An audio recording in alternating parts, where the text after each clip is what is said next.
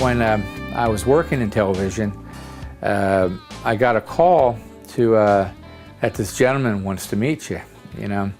And the promoter at the time was a guy by the name of Don Litwin, and he was a promoter for the show for Jimi Hendrix and Soft Machine. And he says, Jimmy heard about you and your guitar work, and he wants to meet you. So I went to the show, and I saw Mr. Jimi Hendrix. And as I was there, I started seeing all these things laying around on the tables. So these are a set of his old Fender guitar strings. And here's one of his old bags from the guitar strings. And then, this is I'm proud of. Here's two of his old back plates from one of his Strats. Two of his Strats. And this is kind of a neat little note. It says, to Seymour, stay groovy, thanks Jimi Hendrix, Noel Redding, and Mitch Mitchell, you know. Which is going to be hard to see. Can you see it? And then here's a scarf he gave me, which I thought was so cool, you know. And I've had this since 1968, you know. And he actually had this tied around his leg. It was really cool. Yeah, he gave that to me. And then, this is stuff I like. Here's one of his tremolos that he broke off. And he would always remove like some of the springs in the back.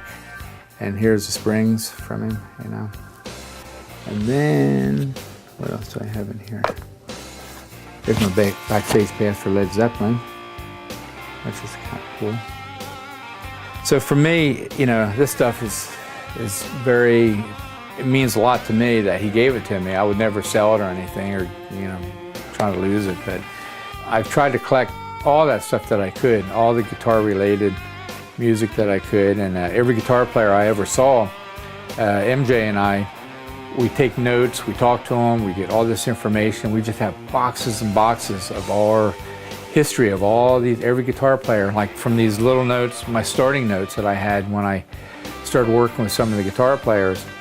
But all the stuff I did, I worked for Robin Trower over in England. I worked for Robert Palmer, who was just a real nice guy, a great artist, you know, singer. Nazareth. I worked with Supertramp, all these guys when they were in England, you know, and it was so cool to see them. And then when Roger came over with Supertramp, they were recording, and they got me down to the studio, and I was there when they did Breakfast in America. So I was really stoked to see that. I was in the studio with Pink Floyd, watching those guys, and I sold one of my old Esquires to David. It was a sunburst one, similar to that one up on the wall there. And if you ever see David wearing it, the finish is really worn off on it, but he liked it because it had Roy Buchanan sound, and I wound to do a sonic pickup that I put in there because it had flat poles, it had the larger diameter magnets. So I wound it, and then if you listen to it on Have a Cigar, you'll hear that tone of that pickup that I had done, you know, with the bigger magnets and everything. So I was very much a stickler for detail, trying to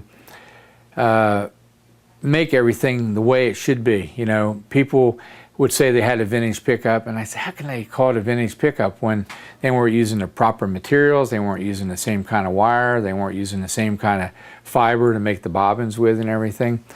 And so what we're proud of too is we have our own dies, our own punches, or our own injection molds, and we make all our own products. Several years ago, I did a guitar for Discovery Channel called Big, and we built the world's largest pickup. The guitar weighed like 1,400 pounds, and it was 37 feet long, and the pickup weighed 147 pounds. We worked on something, we made this pickup booster, which was a great item to get the tone out of any kind of amp that I wanted, but still retaining the same guitar tone out of my particular guitar.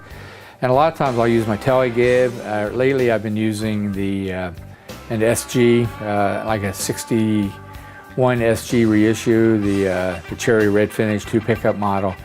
And that's been great. I mean, I've been having a ball. I put antiquities in it, but I made the pickup to the wood of the guitar, and it has a sound, and I don't use picks or anything, so I just use my fingers, but I get a real nice tone out of it. And I'm hope, during the video here, you'll be able to hear some of my music that's playing in the background.